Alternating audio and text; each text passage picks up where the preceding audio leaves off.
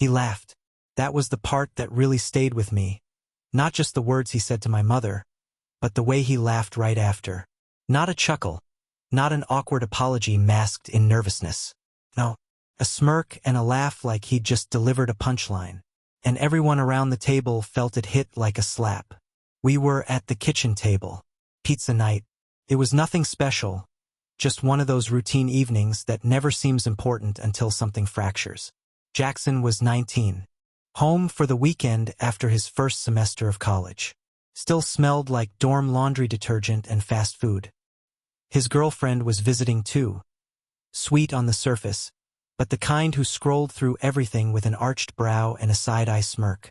The kind who seemed a little too amused by Jackson's sarcasm. My mom had stopped by earlier that afternoon, like she often did. She brought her signature potato salad and 2 bags of groceries we didn't ask for but always appreciated. My mom's like that, quietly giving, always showing up. She helped raise Jackson from the time he was in pull-ups. Read to him when he was sick. Cheered for him in the rain at soccer games. Stitched his Halloween costumes by hand when Sarah was working late.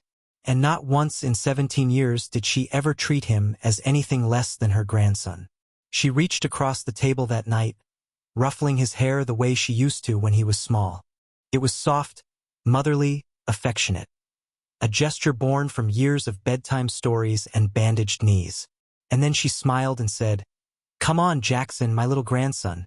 Put the phone down and talk to us." That's when it happened. That's when the tone of the entire room changed. Jackson looked up, eyes slightly glazed from screen time, and said, clearly confidently, "Don't call me that. I'm not your grandson. I'm not your family. Stop being weird, Grandma." Then he laughed, like it was comedy hour and she'd just stepped on stage without knowing it. The air went still. The sound of a soda can cracking open from earlier still echoed in the silence. My mom froze. Her hand slowly retracted as though burned. Her eyes watered immediately, blinking fast, trying not to cry in front of everyone. Sarah stared down at her plate like it had just become the most interesting thing on earth. And I felt something collapse inside me. I had raised this boy. His biological father left when Jackson was barely speaking full sentences. Never showed up to birthday parties. Never sent cards. Never once came to a parent-teacher conference. So I filled the space. I didn't just marry Sarah. I built a family.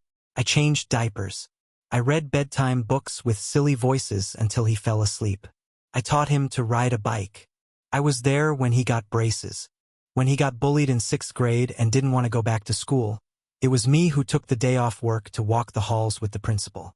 I bought his first car, covered the insurance, filled out FAFSA paperwork, paid his college deposit, co-signed his credit card. I never asked to be called Dad. He chose that on his own. So hearing him say that to my mother, dismissing her like a stranger, like someone who hadn't braided his hair when he was 8, or stayed up with him during the flu, or knit him scarves every winter since kindergarten, that broke something. I calmly set my pizza slice down and asked him to repeat it. Not angrily. I just needed to be sure. Maybe I misheard. Maybe the moment didn't happen the way I thought it had. Maybe my ears betrayed me. But no. He repeated it louder, clearer, like a correction.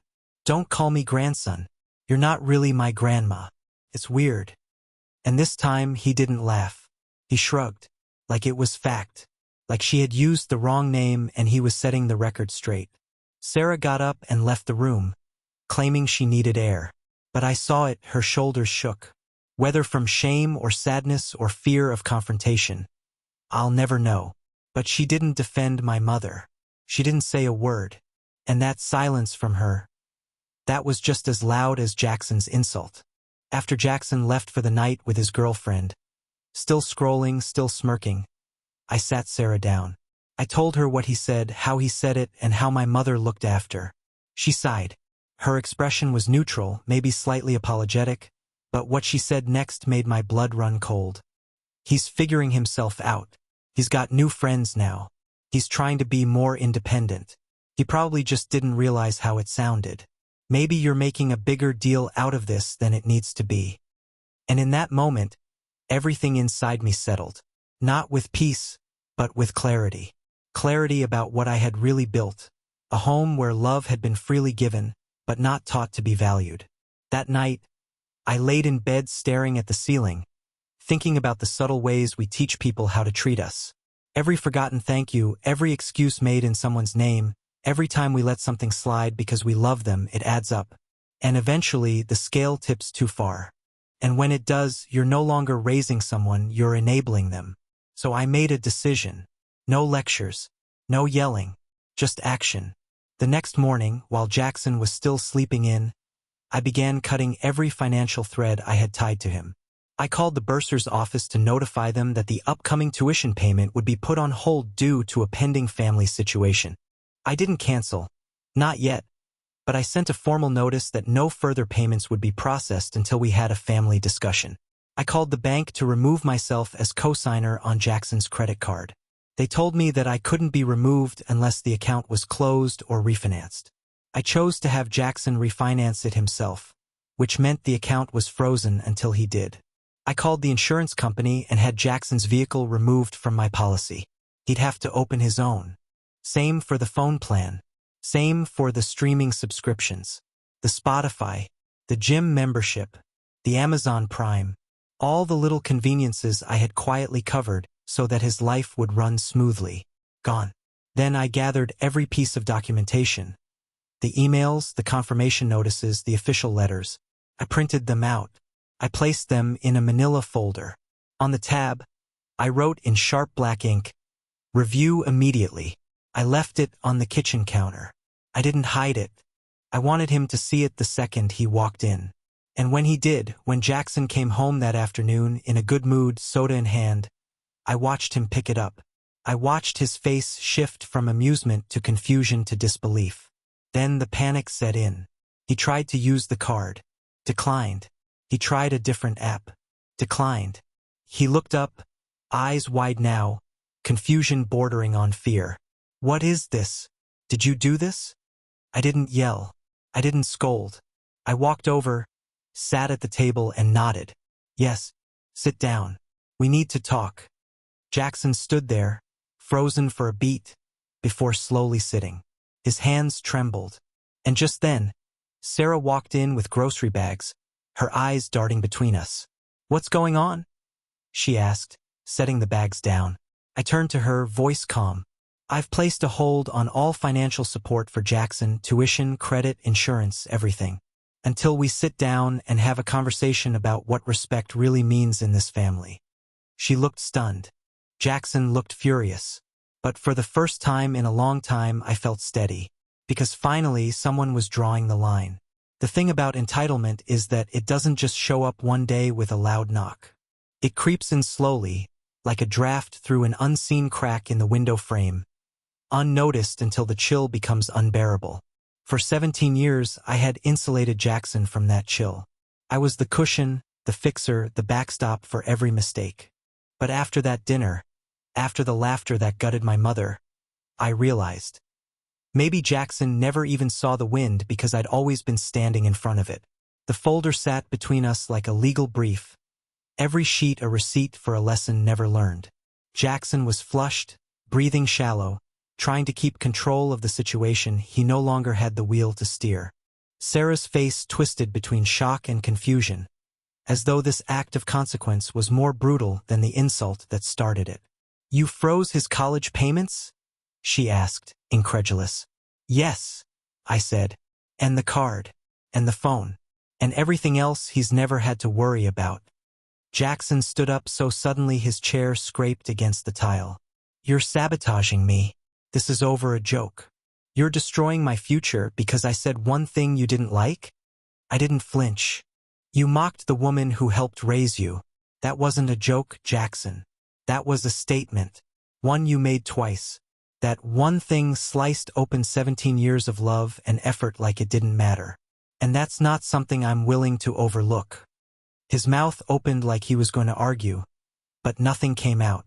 He just sat down, hard, and stared at the folder again. Sarah looked at me, eyebrows raised, voice tight. "He's 19, Marcus. He's figuring things out. Don't you think this is harsh? I turned toward her slowly, keeping my voice level. You're right. He is 19. And this is exactly the age where harsh truths arrive. This isn't punishment. It's a mirror. I'm holding it up because clearly none of us have done it before. The truth was, I had noticed signs long before that night. Moments that didn't seem important at the time. Words, glances, shrugs. A growing distance that I wrote off as college independence, as the natural growing pains between parents and teens. But when I really sat with it, I realized I had been ignoring a pattern. 3 months ago, Jackson forgot my birthday. No call. No text. When I brought it up casually the next day, he laughed and said, "Oh, I thought that was next week." He never followed up. No belated card. No dinner. Nothing. My mother sent him a reminder. He left her on read. 2 months ago, Sarah and I visited campus. We brought groceries, extra bedding, a small care package. Jackson barely looked up from his laptop. Introduced us to his roommate with a shrug. Didn't even walk us back to the car when we left. And just a month ago, he asked for $600 for textbooks, but couldn't provide receipts. When I gently asked what books cost that much, he got defensive, said I was micromanaging him. I let it go. I wired the money. But the feeling stayed. Something about that interaction felt off. Like I was being played. But it wasn't until this moment, facing his denial and his defiance, that the puzzle pieces locked into place. Jackson didn't just feel independent. He felt owed. And that was on me. I had tried so hard to be the perfect father, to erase the absence of the man who left, that I never let Jackson feel the weight of responsibility. He lived in a world where food showed up, tuition was covered, gas tanks filled, clothes bought, phone upgraded, all without discussion. It had been love, yes, but love without boundaries can quickly become a leash that strangles both ends. I stood up, walked over to the counter, and picked up a smaller envelope I had prepared. Inside was a 2-page letter handwritten, listing every major expense I had covered in Jackson's life. Not to shame him, but to show the invisible web of support he walked on every day. I handed it to him without a word. He opened it and scanned the list. Braces at 12, $3,600. Soccer camp, 5 summers $4, $500. First car purchase plus insurance, $8,200. College enrollment deposit, $750. Housing payments, first semester $4,000. Co-signed credit card balance paid twice, $1,200. Monthly streaming, gym, and phone, $1,100 per year. The total was nearly $25,000, and that didn't include groceries, gas money, or gifts. Jackson swallowed hard. "I'm not asking for repayment," I said, "but you needed to see it. You've been given a lot, and you've treated that generosity like a subscription service that auto-renews no matter what." Jackson looked away. His hand trembled slightly holding the letter. But I didn't let up. "I'll support you," I continued. "But not unconditionally anymore. Not when you throw our names away in front of your girlfriend to look cool. Not when you reduce a grandmother to a punchline. Respect is now the price of admission." He blinked at me. "So I have to earn my family now?" "No," I said calmly. "You always had it. But if you throw it away, I won't hand it back until you understand what it's worth." The next few days were quiet, tense. Jackson sulked. Sarah tried to mediate with polite suggestions like, "Maybe you both just need space." But I wasn't budging. I had drawn a line, not out of anger but clarity. Jackson tried calling the bank to fix his card, but without me as a cosigner, he couldn't do much. He visited a friend's house 2 nights in a row for takeout, complaining loudly to anyone who'd listen. I overheard parts of a call where he said I was militant and overreacting. That was fine. Growth starts with resistance. But behind the noise, something was shifting. On the 3rd night, I found Jackson in the kitchen at 11:30 p.m. Alone. No phone. Just him eating a bowl of cereal in the dark like he used to when he was 10 and couldn't sleep. "Couldn't rest?" I asked. He didn't look at me, just nodded. "Thought about what we discussed?" Yeah, he said quietly. I nodded. Good. Because this isn't about the money, Jackson. It never was. This is about the moment you decide who you're going to be. He didn't reply, but he sat with it. That was enough. The following day, I reached out to Jackson's childhood soccer coach, a man Jackson had looked up to, who now ran a small youth league part-time. I asked if he had any assistant spots open. Not glamorous, but enough hours to start building independence. Have him show up early, coach said. We'll see what he's made of. I left the info on Jackson's desk. Later that afternoon, I walked into the kitchen to find Jackson and my mother sitting at the table. She was showing him how to budget using a yellow legal pad and a pen old-school style. He wasn't talking much, but he was listening. Progress doesn't come in fireworks. It comes in silence, in shifted shoulders, in the willingness to sit still and learn. That night, for the first time in months, Jackson cleared his plate without being asked. He even rinsed it and set it in the dishwasher. Small things.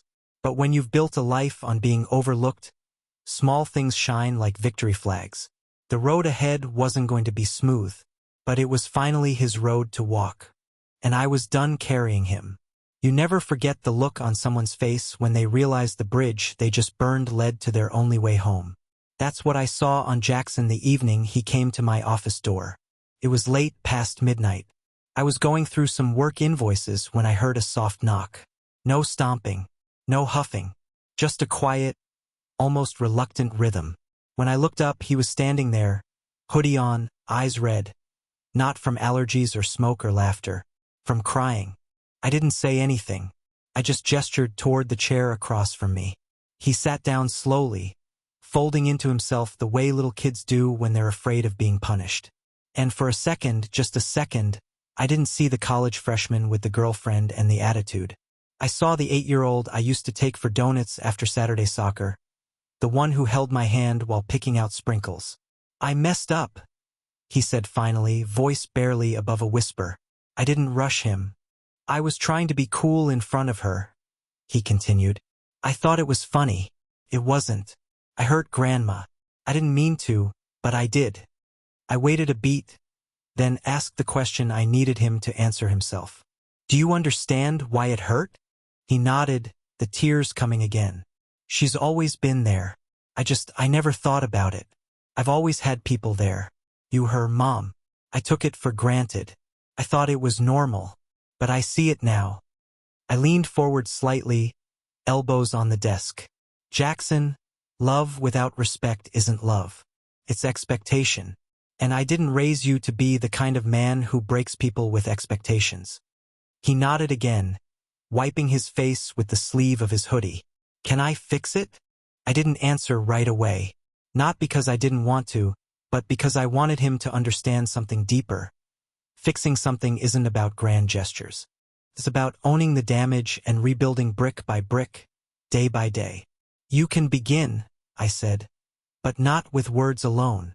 She deserves more than that. The next morning I called my mother, asked if she could come by in the afternoon. I didn't say why, just that it was important. She hesitated. I could hear the pain still in her voice, but she said yes. When she walked into the house, she looked tired, smaller somehow, like the strength she always carried so effortlessly had cracked a little. Jackson was already in the living room, pacing, palms sweaty. When she entered, he stood up quickly. I stayed back. This was his moment. Grandma, he said softly, I need to say something.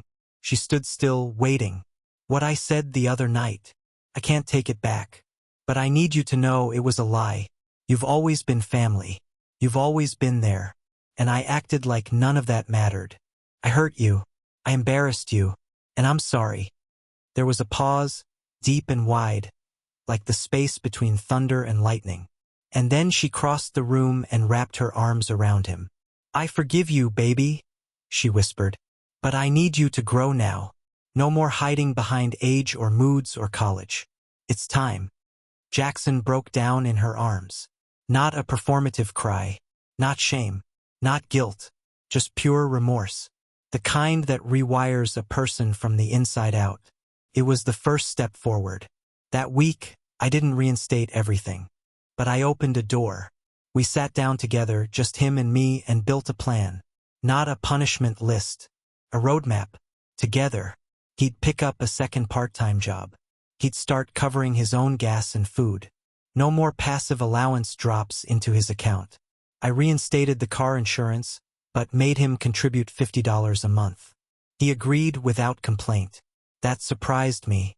The credit card stayed closed. I helped him apply for a secured card in his own name with a small balance. We sat together as he filled out the application. He was nervous. But I saw something else there too, responsibility. We talked about tuition. I told him I'd still pay, conditionally. He had to show me his grades.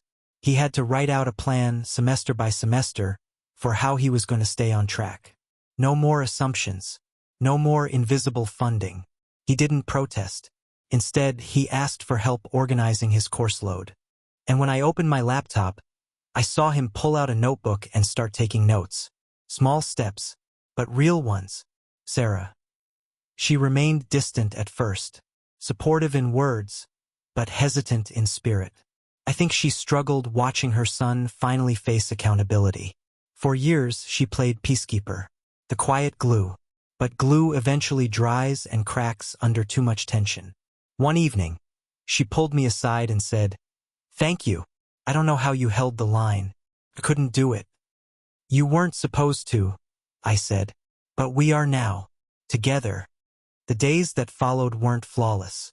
Jackson slipped up, missed a shift at the league once, got snappy when I reminded him to check his bank balance before buying new shoes.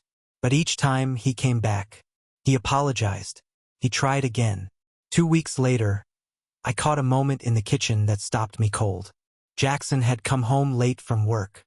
My mother was sitting at the table doing a crossword puzzle, her usual ritual before bed. He walked over, kissed the top of her head, and said, "Good night, Grandma. Love you." She smiled so wide it reached her eyes. That moment alone made everything worth it. But there was more. Jackson started showing signs of something else. Initiative. He set reminders for his payment due dates. He organized his own schedule. He even printed out a monthly budget and left it on my desk with a sticky note. "Let me know if I missed anything." We sat down and reviewed it like two partners. Two adults. No lecture. No tension. Just forward momentum. I told him I was proud of him. His eyes watered. He nodded but said nothing. That's when I knew it had landed. A month after the breakdown, we sat down again. This time, Sarah joined us. Jackson had something to say. "I've been thinking," he began, "about everything. I don't think I ever really understood what it meant to be part of a family. I thought being loved meant being funded, being defended. But I see it now. It's about showing up, owning your role, giving as much as you take." Sarah wiped her eyes. I held her hand under the table. Jackson continued, "I can't undo what I said, but I can be better. I want to be." We didn't need a fancy family therapy session. We didn't need a social media post. That living room, that moment, that honesty, that was the healing. Over the next month, things shifted more tangibly. He got promoted at the youth league to assistant lead, more hours, better pay. He started tutoring a freshman from his college on weekends, volunteering at the local shelter once a month. He brought flowers to my mother on her birthday. He cooked dinner twice when Sarah worked late. And once, just once, but it meant the world, he turned to me in front of his girlfriend and said, "This is my dad. Don't know where I'd be without him." She smiled, not mockingly, genuinely. And that time, I was the one who had to look away before they saw my eyes well up. The path wasn't straight. There were still rough days. But there was no going backward. That moment at the kitchen table had been a fracture. But the rebuild was stronger than the original. I didn't lift Jackson over the finish line. I handed him the tools. And this time, he used them. There's a strange silence that comes with peace. It's not the awkward kind. Not the tension-filled stillness after a fight. It's deeper, more rooted, like the house itself exhales with you. That was the silence I woke up to 2 months after everything cracked open. Jackson was in the kitchen making coffee. Real coffee, grinding beans, using the old French press I forgot we even had. My mother had gifted it to him years ago, and for the first time he was using it like it mattered. He was humming, not loudly, just a soft, almost unconscious rhythm. That's how I knew it was real. Peace doesn't show up in declarations. It shows up in routines that aren't forced. He handed me a cup without a word, then sat at the table with his laptop, reviewing class notes.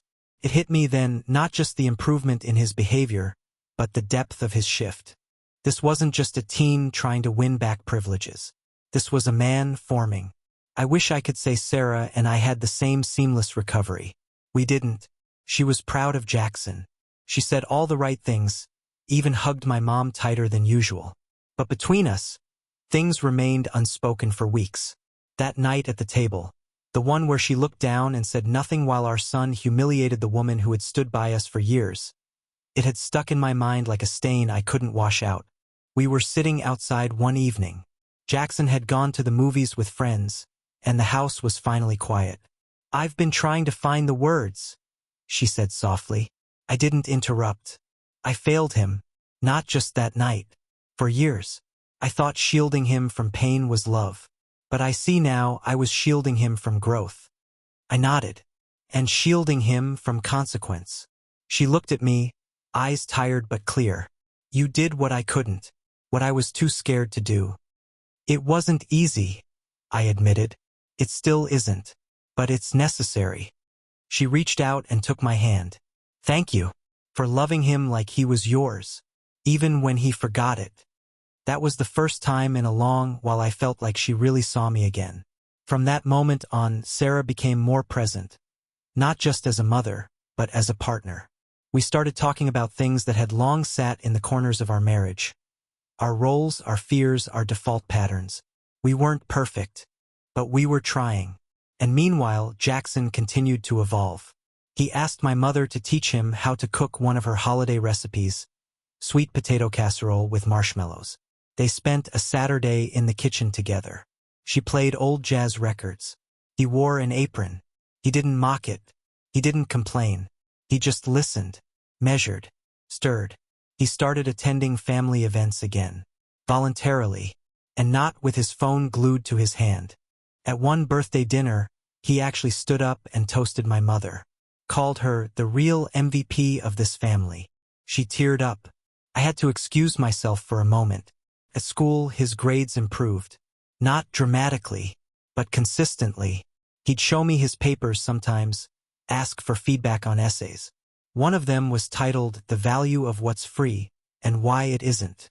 It was about invisible labor, about emotional generosity, about entitlement. He never said it was about us. But he didn't have to. He started tutoring a younger student struggling with statistics. Jackson said, "He reminds me of me. Thinks he's too smart to fail until he does." I smiled. The irony wasn't lost on either of us. I never reinstated full financial support. I didn't have to. Jackson stopped expecting it. Instead, he asked for advice: how to budget, how to manage time, how to understand credit scores. We reviewed his bank statements monthly, not because I demanded it, but because he started showing them to me. Transparency wasn't a chore anymore. It was a sign of maturity. We even got into a debate one day about whether his generation was too soft. He said, "Maybe we're not soft. Maybe we're just rarely held accountable until it's too late." I nodded. Then maybe this was right on time. That summer, Jackson took a job at a local architecture firm as an intern. Low pay, lots of hours. He came home exhausted, but energized. He showed me drafts, asked questions about real estate, said maybe he wanted to build something real one day. "You already are," I said. That fall, something unexpected happened. He invited his girlfriend back for a weekend visit. The same one from before. I was cautious, expecting old habits to return. But instead, he introduced her differently. Not with sarcasm or detachment, but with a calm confidence. "This is my family," he said. "They raised me." She nodded politely, said she'd heard about everything, that Jackson had changed a lot. And then she asked my mother for her casserole recipe. My mother chuckled. It's a guarded secret, but for you, maybe. Later that night, Jackson came to me while I was in the garage organizing tools. He looked nervous. I know I've said sorry a lot, he began, but I wanted to say something else. I waited. Thank you for not giving up on me, even when I gave up on you. I didn't say much, just pulled him into a quick hug. A strong one, the kind dads give when words won't cut it. I remember thinking in that moment, I wasn't just getting my stepson back. I was gaining a man who understood his impact. That winter, our family felt stronger than ever. We celebrated Thanksgiving with fewer decorations but more laughter. No phones at the table. Jackson carved the turkey. Sarah baked pies. My mother sat at the head of the table like the matriarch she always was. When we went around to say what we were grateful for, Jackson stood up and said, I'm thankful for being held accountable. I didn't get it then, but now I do, and I'm better for it. No one said a word for a few seconds. Then my mom reached over, took his hand and said, You were always worth the effort. You just had to see it too. And that was it. Closure, I've learned, isn't always a ceremony. It's a moment, a breath, a new habit, a silence that finally feels safe. Now, months later, I still keep the folder.